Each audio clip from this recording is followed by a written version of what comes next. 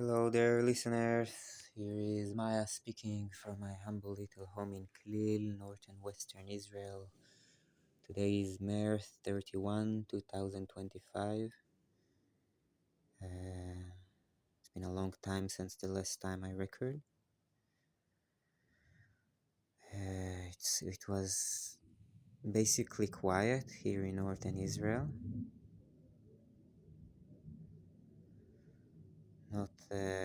Not much bombing since the ceasefire started. Now the planes again. Maybe you can hear them in the record. Wow, that's like super extreme sound. It's like the sky is been tearing apart. I can't believe I was under this horror for like more than a year. And yeah, it's not over at all.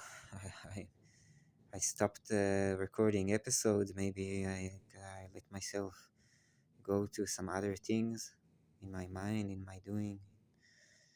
Uh, the war still goes on. Hostages are still trapped. Situation in Gaza getting worse and worse and worse. Israel evade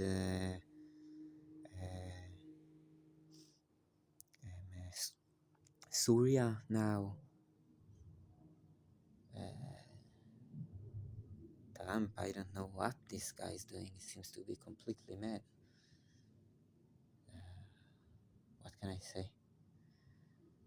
Some folks in Gaza try to protest and they got like super violently stopped.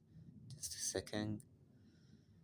Uh, just a few days after. Obvious. You wouldn't expect anything else from Hamas. Here, here in Israel, you can't say that there is violence in the streets now. It's not an actual physical civil war, but things are getting hell tense between the government and the court, and yeah, everything. It seems like behavior boundaries are being broken more and more in a direction of legitimacy to violence. As it goes on the outside, it goes on the inside. Those soldiers go back home to their families. I hear stories, there is violence there. The people bring the violence back home to their countries, to their communities, to their families, to their relationships. It's echo everywhere. Violence is echoing.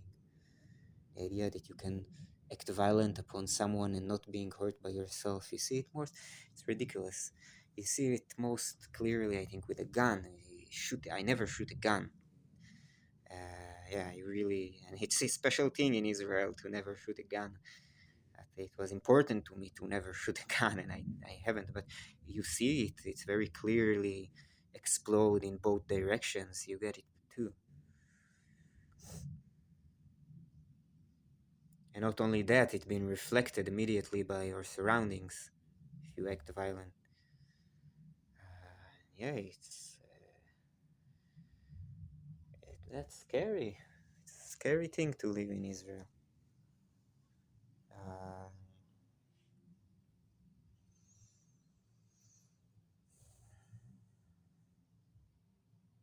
I'm always thinking I remember me as a child a lot. They speak with you about the Holocaust and World War II. They speak a lot about it in school as a child.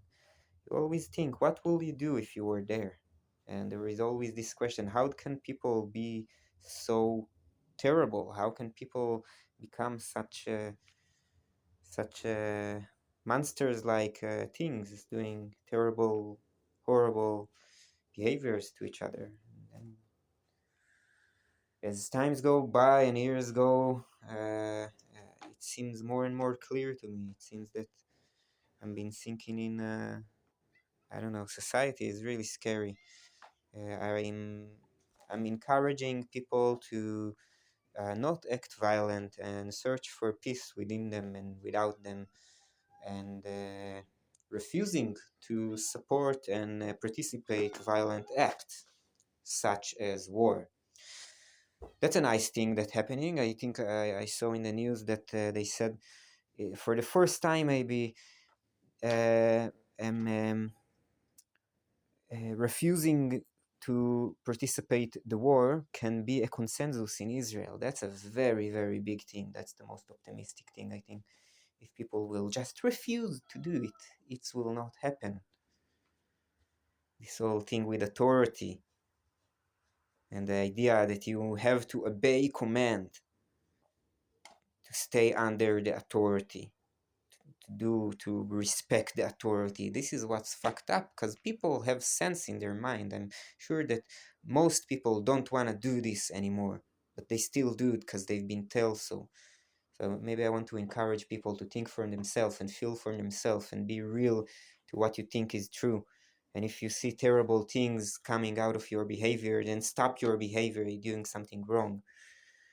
uh, you need to feel it. I'm sure everyone that they're participating in the war deep inside, they feel it. Either they're a psychopath or you feel it.